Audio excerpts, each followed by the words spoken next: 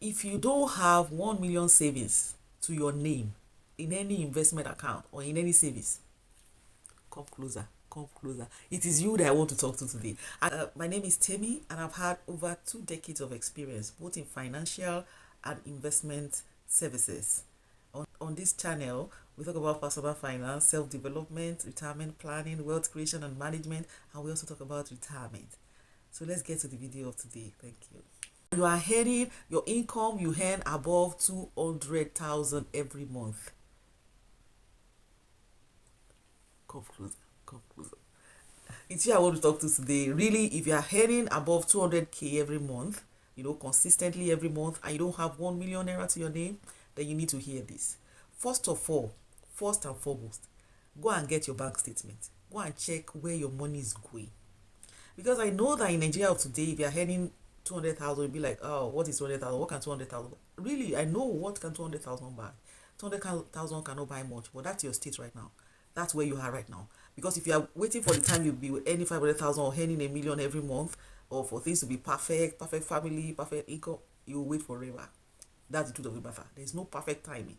Any condition in which you find yourself right now, try and walk around that. That is just the thing that is within your circle of control. So you walk around that. So if you don't have at least 1 million naira to your name in any investment account, in any savings account, and you are earning above 200K, you need to hear this. So first of all, go and print your bank statement. Look at where your money is going. You're the one working for this money. Look at where your money is going. Then secondly, itemize your expenses. Check your expenses. Anything that is not essential, sincerely speaking, at this point in time, you don't have any business in it. Check where your expenses, the things you're spending on food, the things you're spending on clothing, the things you're spending on transportation. What are you spending on your rent? You don't have any business living alone. Is that you should have shared apartment, share your apartment with someone else to lower your cost, to lower your fixed cost, or you move back to your parents' house till you be able to get your till you be able to get your footies.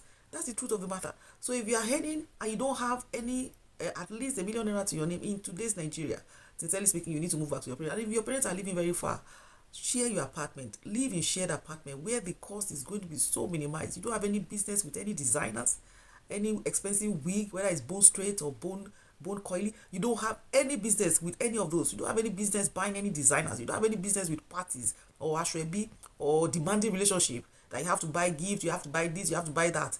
Anybody that cannot take you as you are, then the person is not prepared. Because first of all, take care of yourself first before you can even take care of any other person.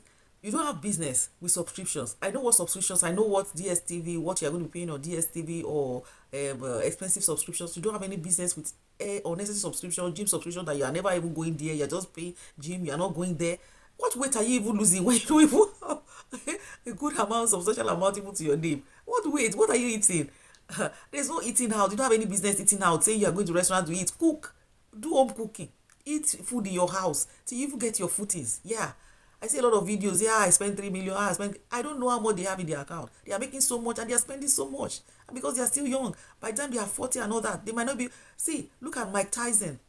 Mike Tyson, with the amount of money that he was earning, he still went bankrupt. That guy was earning so much. So it's not even about the amount you are earning. It's about how much you're able to keep. Look at Michael Jackson. As at a time before Michael Jackson died, he couldn't even pay 25 million on his ranch resort where he was living. But at his death, he was owing 300 million. Somebody that had 1 billion record, whatever, to his name. So it's not even about the how much. It's about how you can actually grow with the little that you are earning. You grow with it. So if you are earning 200,000, you are able to save something out of it. By the time you are earning 1 million, it will be difficult for you to be able to save, let's say, 500,000. It's not be difficult for you to save 300,000 or 400,000. It's something that you have to grow into like an habit. So you don't have any business with designers. You don't have any business partying around. You don't have any business eating around. You don't have 1 million naira to your name and you are earning above 200,000. You don't have any business staying alone. Say, I want my privacy. What privacy? Privacy. You don't have any business. Share your apartment. Share your whatever that you want to share. You don't have any business buying a car. Maintaining a car right now in Nigeria is something else. You don't have any business buying a car. Not to talk, you don't have any business being in debt. How much are you earning that you want to be in debt? Why are you in debt in the first place? You should even ask yourself. Probably the house you are staying. Then that means you cannot afford that house.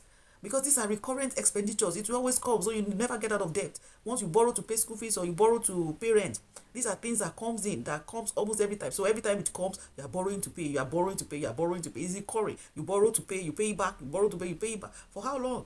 So as much as possible, get yourself out of every unnecessary pressure that want to pressurize you to be spending while you don't even have savings. Save yourself first by having savings. Then spend only on essentials. Just like I've said before, spend only on essentials. Food, um, clothing that are minimal, the ones you have. I bought some suits when I wanted to start my career, and those suits lasted me. It lasted because they were quality, very good suits that I can use over time. I was able to use them over time till I grew out of shape. They weren't bad, they were really very good. So buy something that is good that you can use over time, not that you are jumping from one designer to the other. Buy something very good. The ones you have, if they are still very good, keep them. If you have good shoes, wear them. You don't need to be buying and buying all the time. Who are you impressing? If you have not impressed your account, if you have not impressed your investment, then you are impressing nobody, because nobody is actually looking at you. That's the truth of the matter. So as much as possible, only spend on essentials. Go on 21 days no spending. This thing really helped me. There was a time I was on 14 days no spending. When I earn my income, I don't touch it for 14 days. Like for 14 days to just be there. Because the truth is that when you earn your money, there's some things I'll be shouting for your, for your attention, especially when you don't have budget. And that is why it is very good for you to have budget. Is it that budget there? As much as you don't want it, as much as you don't want to hear about it, it is saving life. It has been saving life since 1890. It has been saving life since 1890. That's the truth of the matter. You have to be conscious of your spending. Make your budget before the money comes, so that you will know where the money comes. Sincerely, it helps a lot. And what is the essence of something that is going to help you and you don't want to do it? So have a budget. No, only spend on your essentials. Unnecessary subscriptions just taking money out and all that. Remove them, block them, deactivate them. Fix your life. Then when you now make your own first 1 million, put the money either in index funds, either in money market mutual accounts. You put in just little, and before you know it, it's giving you so much, because it's on compound interest. Any investment, any good investment that is going to give you compound interest, you put the money there. Investment that has been certified over time. Don't go and lose your hard-earned money. So you put in index fund, whether it's S&P 500, S&P 500 at least averagely it is like 7 to 10% every year. You can put it there. And you can also put it in money market mutual funds and all that. You can save in the index funds, maybe save in pounds or you save in dollars and all that. At least it has a top up. It has a very good return on investment also over naira and all that. So you can decide to do that. You can decide to do money market mutual. At least just do something. Start with something. It's very important you start with something. And before you know it, you are putting it so little, and you are getting so much more. When you now eat your first 1 million naira, that's when the game is going to change. It's a game changer for you. It's a big game changer for you, because what you're going to be accruing every day, it will be so massive. You'll be very, very surprised. So it changes your mentality. It changes you. It changes your mentality. It removes you from that survival mode. It puts you in a mode of rest, like in a mode of abundance, in a mode of it removes you from the mode of scarcity. It puts you in a mode of abundance, in a mode of I have a lot of this. 1 million might not mean much, but for somebody that has never saved before, for somebody that has never been considering saving before, having the first 1 million naira is huge. It's a massive improvement. So as much as possible, have your first 1 million, and before you know it becomes an habit. Because habit is something you do over time. Once it becomes an habit to save to your 2 million naira, you just be small that you are going to be putting there, and the company is going to be doing all the other magic for you. And before you know it, you get your first 5 million naira, and before you know it, if you want to get to your first 100 million, you can join our 100 million club. We're actually doing, it's a community of people that have come together to be putting money. We are not collecting money from anybody. You are going to be doing it yourself. It's a DIY, do it yourself, but at least you have accountability partners. I'm the convener of the group. So I'm always checking on people. Have you saved this month? Have you done this month? Let me see your screenshot. Let me see your that and all that. And before you know it, you're already in your first 100 million with just the little. Maybe you have just saved barely 10 million or something. And in the next 10, 15 years, you are and that's it. And that's it. This is the way the rich people do their things. Some people get money through stocks. Some people get money with all these index funds. Some people get money through the compound interest. Compound interest is magical. It's not something you want to sleep on. It's not something you want to sleep on. So if you don't have your first 1 million, I hope you are going to start today.